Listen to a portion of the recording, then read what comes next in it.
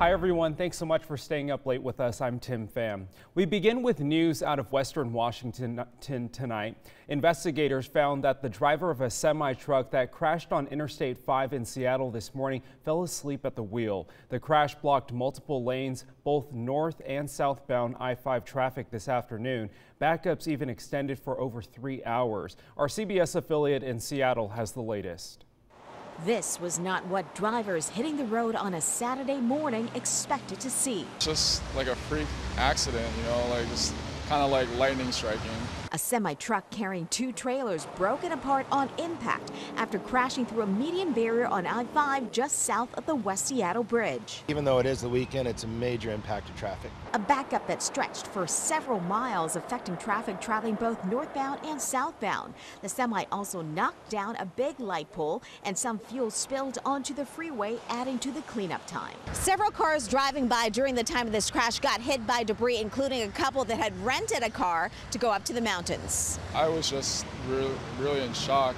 So, yeah, really in shock. Driver Sean Shaw said that part of the concrete barrier flew onto his door and broke this window. We feel really lucky because literally hit the door instead of through the window. Troopers on scene said the driver of the semi was able to climb out of the cab and was taken to the hospital as a precaution. Even though it was raining and the roads were wet at the time of the crash, the cause of the accident is still unclear. Yes, it could have been worse. More vehicles could have been involved, but thankfully everybody's going to be okay. Reporting in Seattle, Patranya Poonswan, Cairo 7 News.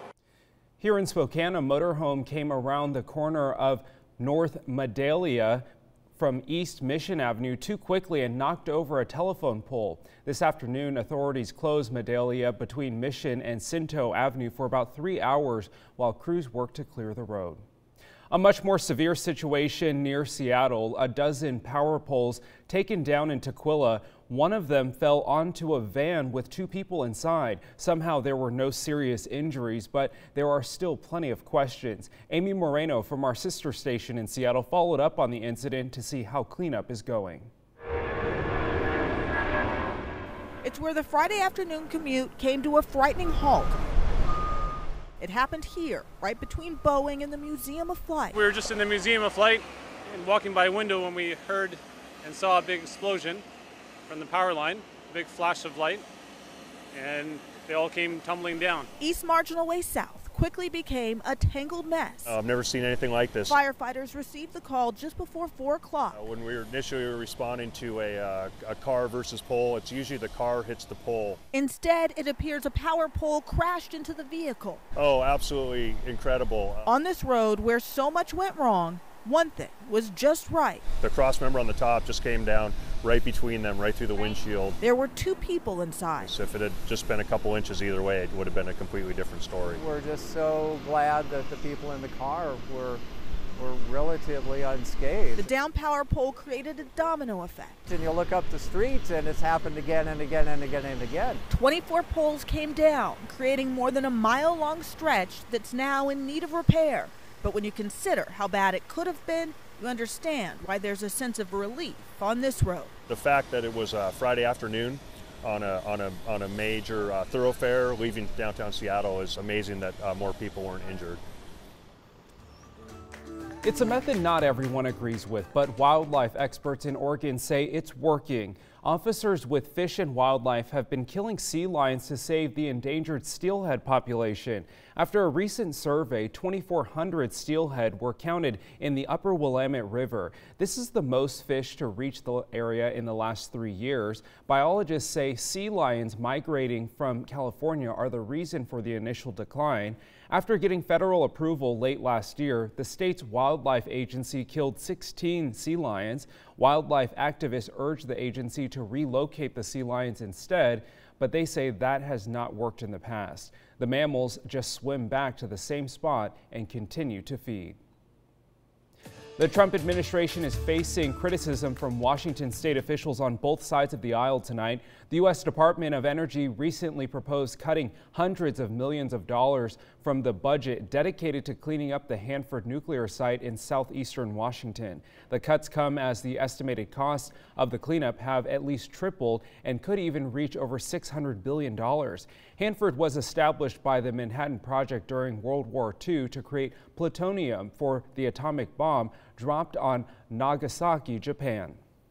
Today was a little gloomy and damp, and it looks like the wet weather will continue tomorrow. Michelle Boss is in the Weather Center to let us know how much rain we could see. Hey, Michelle. We're going to be dealing with a rainfall not only for tomorrow, but probably the next several days. And I think Spokane will probably be coming out with another quarter-inch of rain by the end of the day tomorrow. Today wasn't terribly wet, 0.06 of an inch. We got almost a quarter of an inch yesterday with some of those heavier downpours and the thunderstorms. Coeur d'Alene came away with 200s. Pullman got a little bit more this afternoon, 1700s, and Moses Lake not too wet, only 1/100 of an inch. But the radar is starting to fill in again, and though we enjoyed a dry evening, the rain should be moving back in overnight and stick around at least through Sunday morning. Temperatures right now relatively mild in the mid-40s in Spokane, Coeur d'Alene, just a little bit cooler up north in the upper 30s. Don't expect it to get much colder during the overnight hours, especially once that rain moves in. Here's a look at the next 12 hours with rain chances increasing as we get past midnight tonight.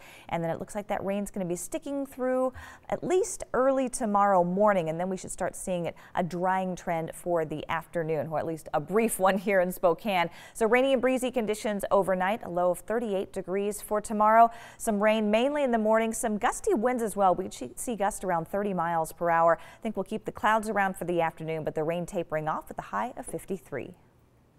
Out in the valley today, the Center Place Event Center held the Holistic Festival. Starting in 2003, festivals like these focus on presenting additional and alternative modes of healing to the community. They hope to educate people with different vendors and free lectures on a wide range of topics such as hypnotherapy and numerology.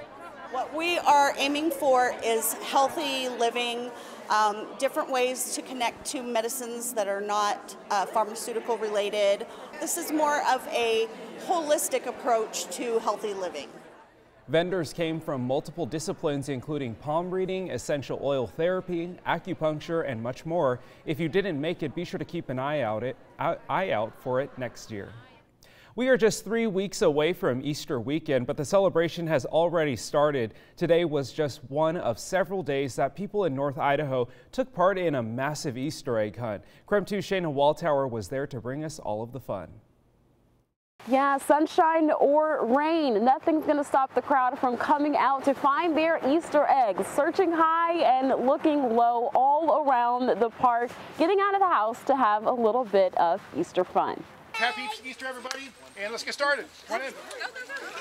Why cancel an Easter egg hunt just because it's raining? It's so exciting, you kind of forget everything. It's the Great North Idaho Life Easter Egg Hunt, and it all started on the Facebook page. I scheduled a post to go up on North Idaho Life about 1:05 p.m., and by 1:06 p.m. we had cars lined around the block. By a quarter after, we probably had 50, 60 people here at least. All hunting to find those little colored eggs. Most of them are packed with gift certificates to local restaurants, but then there are others. Like this one, I think this one was found in about 30 seconds. I hid it as good as I could, and this was good for a weekend stay at the Stone Ridge Resort for a whole family. Every day, Keith Bowe and his Easter bunny friend, Eric Kinsbuck, are out for hours at a time, hiding eggs around the area. In just the past 2 weeks, Bo says they've hidden more than 1,000 of these eggs. We'd go on hiking trails, Tubbs Hill, local parks and landmarks, all public property, and hide these Easter eggs, and we did it all the weeks leading up to Easter. To participate, you just watch for a clue on the Facebook page, then get to that location before the eggs are gone. They even do night hunts for the adults with coupons for things like cocktails or beers inside of the eggs. What's up, buddy? Good job. It's their 3rd year doing the hunts. Bo says they're doing it all just for some good fun. It was great to see the people come out, families and their kids, getting out, enjoying the outdoors, exploring the area. I bolted to find one of the eggs the moment the announcement came out, and it was so much fun. It's fun seeing the kids collect the eggs and the smiles on their face and the joy in their little heart. Well, the search continues all the way through Easter, so keep an eye out on the North Idaho Life Facebook page for the next time you could be out winning some prizes. In Coeur d'Alene, I'm Shayna Walltower, KREM 2 News.